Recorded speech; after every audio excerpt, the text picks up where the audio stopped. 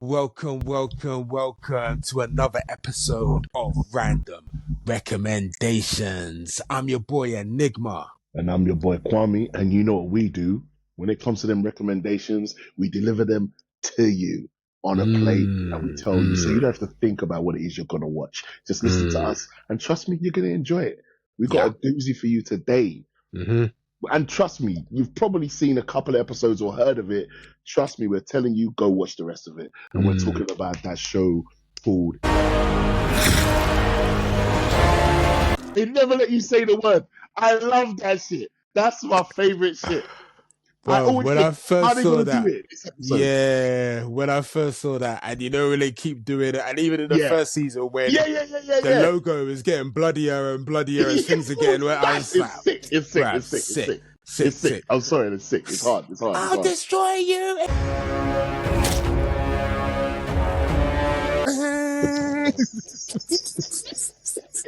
Sick. Absolutely sick. Oh, man, I don't care. It's one of the best intros for a TV show, period. It's one of my favorites. Like, I literally look forward to how they're gonna do it. Yeah. Because if it's not in the script, they can't. That's why sometimes, if you notice, it takes ages before they can show it. Because they haven't said Invincible yet. It's sick. But go on, break down how you feel about this show, man. Bruv, look, I absolutely love this show, man. I think it knocked it out of the park from season one. I mean, obviously, people, if you're fans of the type of stuff we like, we know you might have seen this. And even if you haven't, we are highly recommending this because high-level animation, high-level voice work, J.K. Simmons as Omni-Man, Steven Yeun as Invincible himself. Like, I'm not going to lie, bruv. Just their voice work itself, absolutely dope. Season 1 to 2 to 3, well, the extended 3. I just like how they've kept that storyline. It feels like we're watching an actual comic book just on screen, and it's hard to do, bruv. And I really like some of the shots they pull off.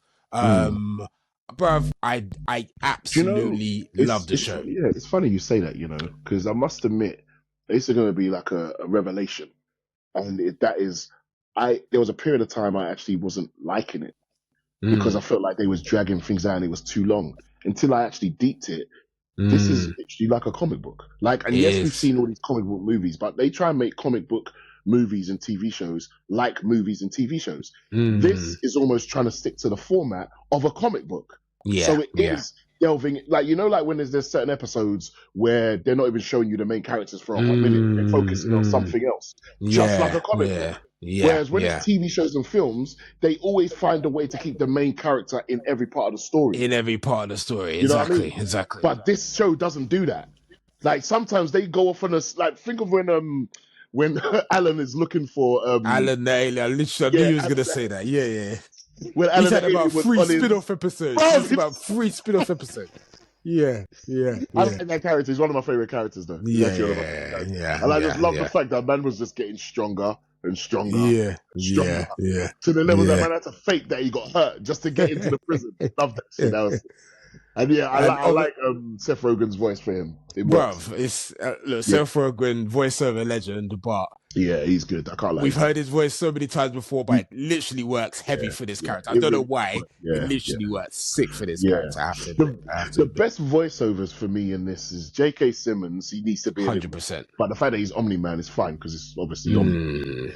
I didn't even know that it was Gillian Jacobs is the voice of Adam Eve. I didn't even know that. Adam Eve, I didn't know it was her.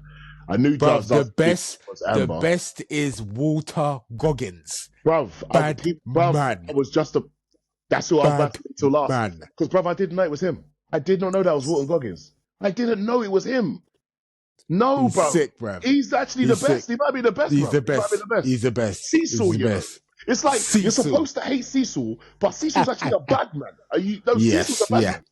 He is. And that episode was sick.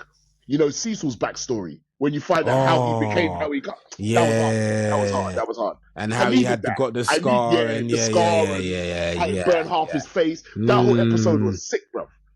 But he was being a hero when he was doing it. And you find out he wasn't actually a bastard. His trainer who his mentor was a bastard, who Was was the bastard who Bokeem tried to fight? Woodbine, who was What? Bokeem Woodbine. Yes, No his fucking mentor is. Go and listen to it again. His mentor is Bokeem Woodbine. I Yes, didn't know weird. that. I have to go watch that shit again. Oh shit! He was the bad man one, but almost so. And I love how they've been able to give people's backstories and how they got here. Omni-Man, obviously, when he reveals that he's a Viltrumite and all of that in the first season, and then obviously that their fight through the city. I have to mention that their first fight through the city, where man is just holding him and going through the training, killing bare people. I was like, it was mad. It was mad. That's next the one level thing animation, show bro. really goes over the top with the murking, the murkinages, the levels. You haven't seen more than this. It's like I literally think they're doing it on purpose. Like they're literally trying to show as much blood as possible. Like literally blood and gore. Pure blood and gore. Face mash up and thing and fucking hell. Guys. Jesus, it really is the cartoon version of The Boys, bro. Like it really is. Like, Jesus.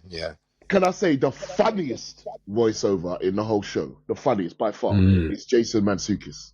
Like, if you ever seen him in anything, you know how funny the guy is. He's ridiculous. You know, he's in Brooklyn, Nine-Nine. He's hilarious. He plays himself in everything, but he can because his voice is hilarious. He can't do a voiceover and you not know it's him. His voice is that distinct. And he's the voice of Rexplode. Rex is hilarious. He's hilarious. Rex he's fucking hilarious. The team are hilarious. The villain in season 2, Sterling K. Brown, villain, Mr. Big Head. I recognize his voice straight away as well. He's another one that one of the best, bruv. He's got one of the best underrated voices. Sterling K's voice is sick, bruv. Not gonna lie. His character pissed me off though. Pissed me off. He was jarring. I hated his character. He was jarring. He was jarring. And even when he came back in season 3, he was like, "This fucking nigga again." Come on, bro. I'm not gonna lie. But that's the best type of villain, isn't it? He kind of turns against him. Really hate. And then even at season 3, when he fights Conquest, Jeffrey Dean Morgan, and like that one, I don't know which scene was more violent, whether it was a season 1, him against Omni-Man, or him against Conquest. Both of them, ridiculous, bruv. Ridiculous. It was captivating, is all I can say. That whole shit, even when man murked Eve and she came back to life. Oh yeah, Bruv, that whole shit was. Because you know what's mad about it? It's the fact that this guy is the guy that the Viltrumites send when they want to murk something.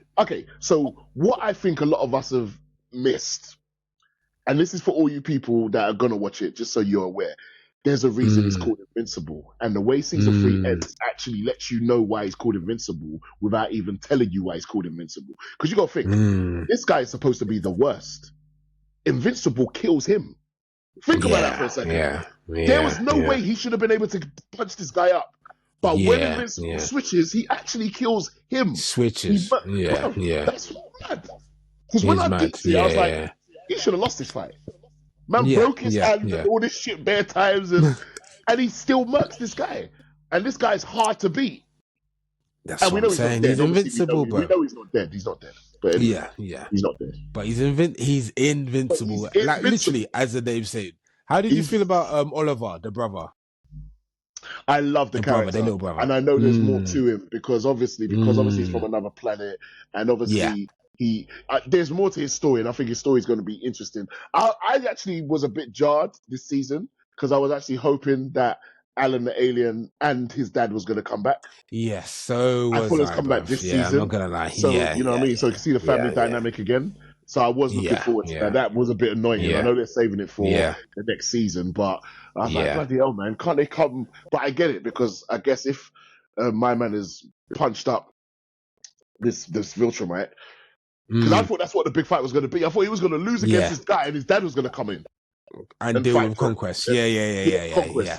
That would have been sick. That would have been sick. You know what I mean? So the fact that he isn't, that means that fucking hell. That means what the whole Viltrumites are going to come through. Like, what the fuck is going on? Because that woman, remember the woman that he had to fight who punched him up as well? Oh, she was vicious, bruv. She was vicious. I'm not gonna lie. He's faced some vicious ass niggas, man. I'm not gonna lie. People that's proper trying to take him out. But shout out to his mum as well. Shout out to his mum. Sandro. Sandro. From great what's voice the TV work. show? What's the TV show? Grey's Anatomy. That's the one. Yeah, great voice work. Really, and their chemistry as the mum and the son really works. Like he surprised me as to how good he actually is. Because I only really knew him from. I know obviously he got famous. Is it from Lost? What's this show that blew him up?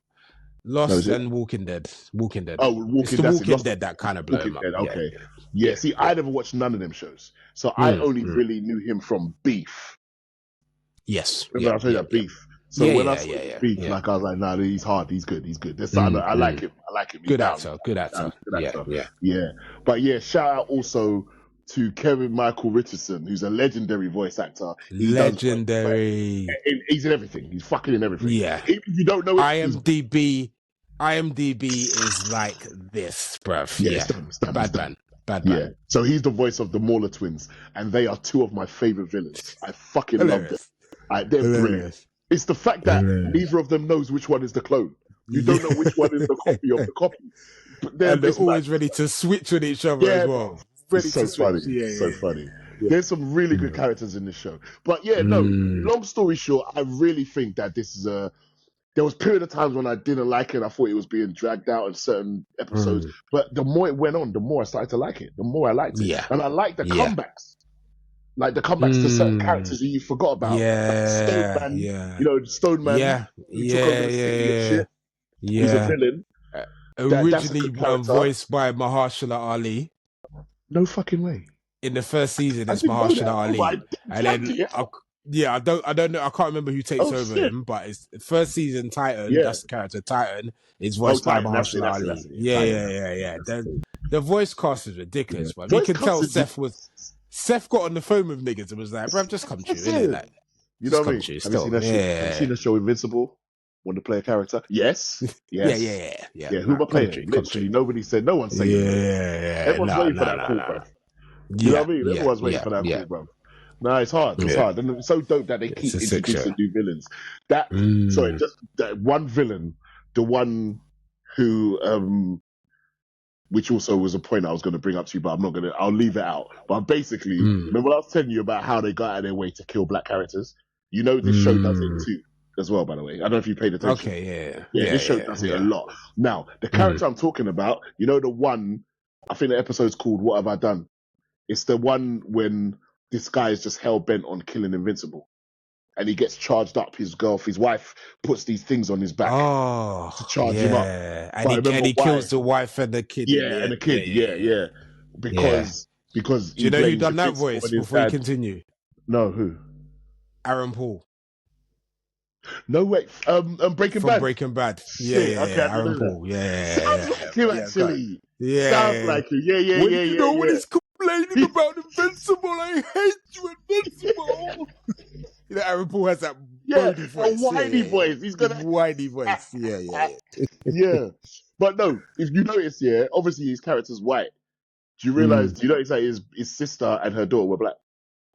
Did you think that was weird? And then they got murked in the apartment. And they got murked. Yeah, that was weird. Which I thought was weird. It's like what you make his brother and sister, his sister, a whole different color for him, which you don't explain. Because I actually thought they was going to explain it. They never do.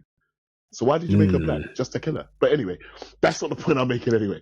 But that one stuck in my head because I was like, that's random, and the show does it a lot. But that fight was sick. As you can tell, we are highly recommending Invincible, which I think is, in my opinion, top 3 best animated shows on TV right now, right up there. There's not much better out there than that for me. We highly recommend it. Let us know what you think about the show yourself. Have you watched it? Are you a fan? Do you dislike it? Did they drag it out? Who's your favorite voice cast member? Let us know. Yeah, man. I think X-Men 97 is up there for me, but other than that, I can't figure anything that's touching in this lane, Invincible right now. So I'm not talking about animes and all of that, but in this lane, definitely. For me, like the mainstream TV, yeah, for me, this is the best animated show right now. So, do you know what? yeah. I think maybe because I'm so attached to X-Men 97, that X-Men 97 is still the best one. I feel that, yeah, I think that's where that sits right with me. Because I wanted to say, no, you know what? I think, and obviously Invincible's way longer, episode wise. I'll be honest. Yeah. If I was gonna rank, I probably wouldn't rank Invincible above X-Men 97. So actually, I'm reneged. I think Invincible is the best animated TV show right now. Oh shit! Script writing, voiceovers, animation, action, violence. I just think for me personally, it's got a whole full I hear you still. Full package. Yeah. Full package. I don't know. It's just X-Men 97 did something for me. Like I've watched it. Yeah. That is it 8 episodes? But I watched this first season like 3-4 times over. Yeah. And I think it's because the episodes are short as well. I just liked it a lot. I think maybe nostalgia, that's why as well. Maybe exactly. Because don't get it twisted, I actually do think Invincible is the best, or at least the second best after X-Men 97. But there's nothing that's touching it as far as I'm concerned. Nothing. It's so good. It's so good. People, as you said, let us know how you feel. Drop a line in the comments. We really appreciate it. If you could, literally, I know I say it every time, but it really helps if you could drop a like and a subscribe if you haven't already. That would be much appreciated. And as always, I've been your boy Enigma. And I've been your boy Kwame. And we've been the two ManDem that give you the random recommendations. Peace.